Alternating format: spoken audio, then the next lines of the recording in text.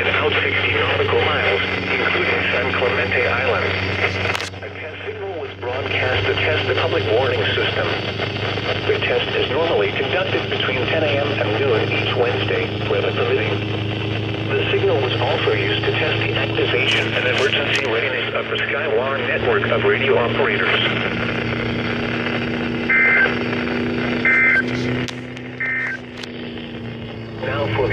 Well, that was a required weekly test on station WXM66. The Zone Guard got it as an unrecognized message due to how bad the reception is. The recon didn't even go off, and neither did the Sanji and MMRD8. Anyways, well, all my other weather radios are in the back of the car trunk, so yeah, that's it.